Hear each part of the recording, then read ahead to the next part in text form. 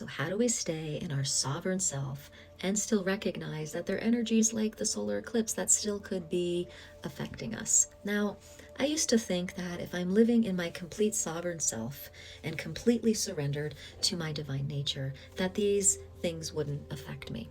But what I started to notice is that they're just energies at play. Just like food is an energy, just like a mood is an energy, just like a leaf is an energy. So if we're participating in this reality, we're going to bump up against different vibrations that affect us. However, how they affect us is up to us. So say there's the solar eclipse happening. It's a pretty powerful eclipse, bringing up some pretty intense change in lots of different ways. For each one of us, that's going to be different for each one of us. So the thing is to use the energy. See what's it mirroring back to you. Where do you find resistance? Resistance is of the ego, resistance and fears of the pain body. So we can use this to our advantage. Like right now, I'm feeling like super tired. And I'm like, okay, am I going to resist this tiredness and just get back to work? Or am I going to flow with this energy and say, I'm an eternal divine being? If I'm feeling like I want to rest, then I'm going to follow that flow of energy and see where it takes me. Instead of following the ego's manipulation is, don't be tired, keep working, just so how we use the energy is where we are tuning into our sovereign divine self, right? So going with the flow of the energy, right? You see this a lot with Mercury retrograde. People have a lot of problems during Mercury retrograde with communication and computers and technology and stuff like that. But the gift of that energy is to slow down.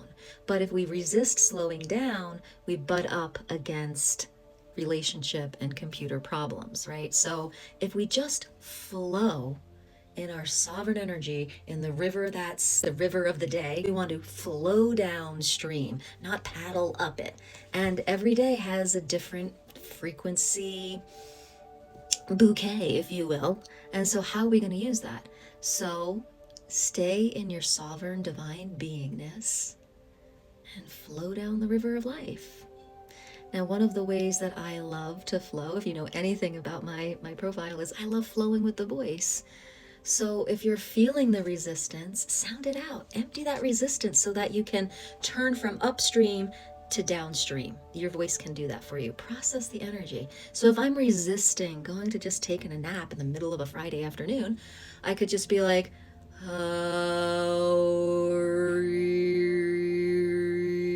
just play with the sound of that resistance, because the life force energy from the breath is going to go past the vocal cords. It's going to activate your nervous system, calm it down, calm the mind. And then all of a sudden, once all that's calmed down, you're going to be like, oh, there's nothing wrong with going to taking a 20-minute nap on a Friday afternoon.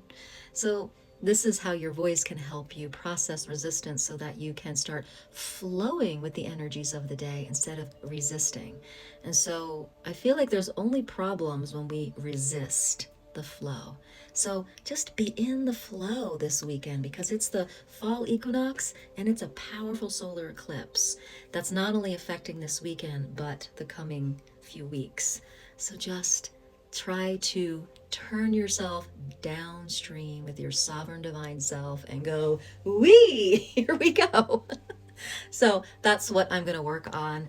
And let me know in the comments if you want to join me. This is how we're going to do it. We're going to use a little voice. We're going to follow the energy. We're not going to judge ourselves with what we need or want. And just love our divine selves. And keep loving everyone in front of you too, because everyone's going through their challenges and learning this at their own rate as well. So enjoy the solar eclipse fall equinox weekend.